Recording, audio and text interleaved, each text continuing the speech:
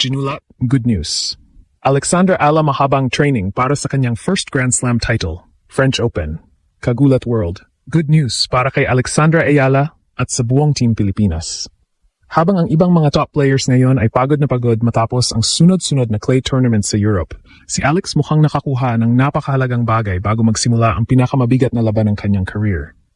Mas mahabang oras para mag-ensayo at maghanda para sa Roland Garros. Sa mga latest updates ngayong linggo, malinaw nakatutok si Alex sa kanyang clay court development matapos ang mga laban niya sa Rome at Strasbourg bilang final warm-up bago ang French Open. At ayon sa mga tennis analysts at European coverage, malaking bagay ang additional practice days nito para sa kanyang adjustment sa mabagal at pisikal na laro sa clay. Hindi biro ang pinagdadaanan ni Alex ngayong 2026 season. Sunod-sunod ang laban niya laban sa mga world-class opponents. At kahit may ilang early exits, kitang-kita ang paglakas ng kanyang laro kontra elite players gaya nina Elena Rybakina at iba pang top 20 stars. Ang pinakamahalaga ngayon, hindi rankings, hindi hype, kundi ang tamang timing ng kanyang peak bago sumabak sa kanyang pinaka-importanteng Grand Slam campaign ngayong taon. At dito lalong nagiging delikado si Alex. Dahil kapag may sapat kang panahon para mag-training, mag-adjust ng footwork, magpalakas ng katawan, at mag-aral ng clay tactics, biglang nagiging ibang klaseng manlalaro ka sa Roland Garros. At tandaan natin, si Alex ay produkto ng Spanish clay court system at Nadal Academy.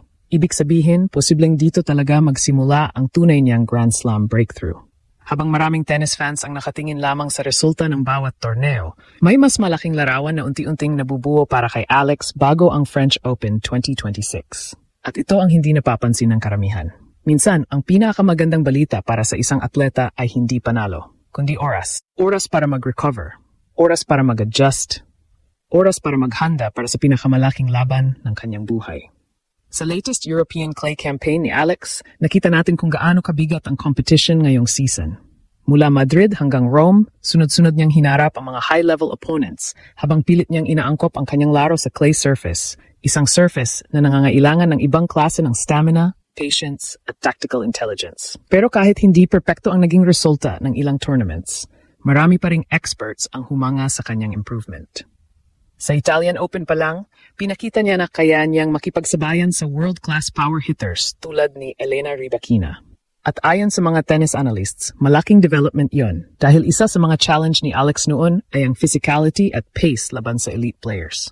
Ngayon, dahil mas maaga siyang nakakapag-focus sa Roland Garros preparation, mas nagiging importante ang training block na ito. Hindi lang ito simpleng practice sessions. Ito ay rebuilding phase bago ang gera. At sobrang importante nito sa clay. Sa clay kasi, hindi sapat ang talento lang. Kailangan pulido ang movement, kailangan kontrolado ang slide, kailangan malakas ang legs dahil mas mahaba ang rallies. At higit sa lahat, kailangan mentally tough ka dahil bawat puntos parang digmaan. At dito pumapasok ang advantage ni Alex. Lumaki siya sa sistema ng Spain at Nadal Academy. Isang environment na literal na built para sa clay court warfare. Alam niya kung paano gumalaw sa red dirt. Alam niya kung paano mag-construct ng puntos ng hindi nagmamadali. At habang tumatagal ang laban, mas lalong lumalabas ang kanyang composure. Kaya para sa maraming tennis observers, hindi aksidente na maraming nagsasabing posibleng Roland Garros ang maging isa sa kanyang strongest Grand Slam surfaces in the future. Mas lalong nakakagulat dito. Si Alex ay papasok ngayong French Open na mas mature, mas mataas ang ranking, at mas sanay na sa pressure kaysa noong nakaraang taon. Ayon sa latest rankings data at tournament reports, malapit na siyang maging consistent top 40 presence sa WTA. At kapag nangyari iyon, hindi na siya basta promising Filipina player. Magiging legit Grand Slam threat na siya. Sa madaling salita, habang tahimik ang mga training sessions niya ngayon sa Europe. Posibleng may binubuong malaking sorpresa si Alex para sa buong mundo sa Roland Garros 2026. Ang pinakamapanganib na bersyon ni Alex ay hindi yung sobrang exposed sa media. Hindi yung sunod-sunod ang tournaments, hindi yung laging nasa headlines, kundi yung tahimik na nagtitraining habang ang buong mundo ay hindi napapansin ang unti-unti niyang pag-evolve. At mukhang iyon mismo ang nangyayari ngayon bago magsimula ang Roland Garros 2026.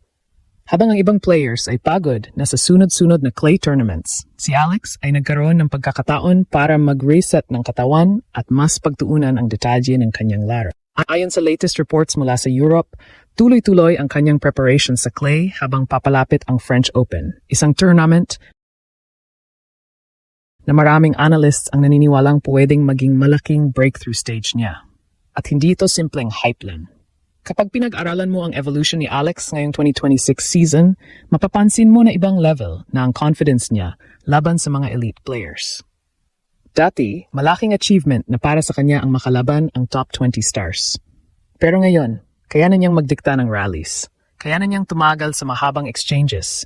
Kaya na niyang lumaban sa pressure moments. At iyon ang pinakamalaking pagbabago sa kanyang laro. Mentality.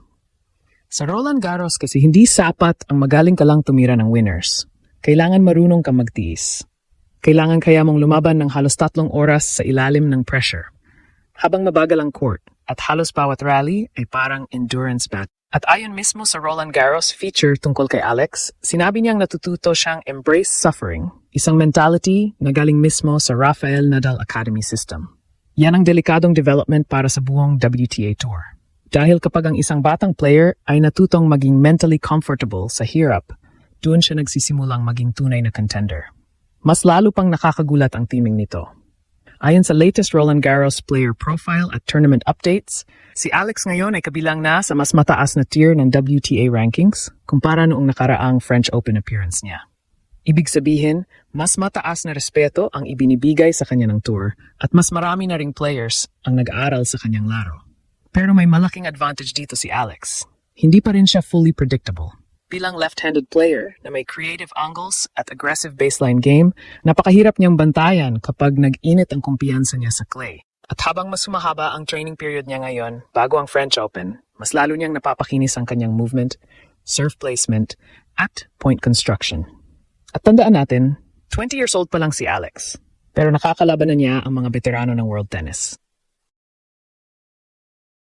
Kaya habang tahimik ang kanyang preparations sa Spain at Europe, maraming Pilipino ang unti-unting nangangarap ng isang imposibleng eksena. Isang araw sa Paris, makikita natin ang watawat ng Pilipinas na nakataas habang si Alex ay lumalaban hindi lang para manalo ng match, kundi para habulin ang kauna-unahang Grand Slam title ng isang Filipina sa kasaysayan. Sa ngayon, wala pang kasiguraduhan kung hanggang saan ang mararating ni Alex sa Roland Garros 2026. Pero isang bagay ang malinaw, iba na ang tingin ng tennis world sa kanya. Hindi na siya simpleng racing prospect mula Asia. Isa na siyang tunay na threat na kayang manggulat sa pinakamalalaking stage ng mundo.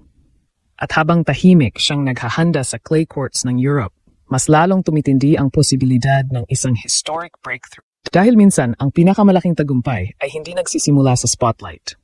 Nagsisimula ito sa mahabang ensayo, tahimik na sakripisyo, at paniniwalang kaya mong baguhin ang kasaysayan.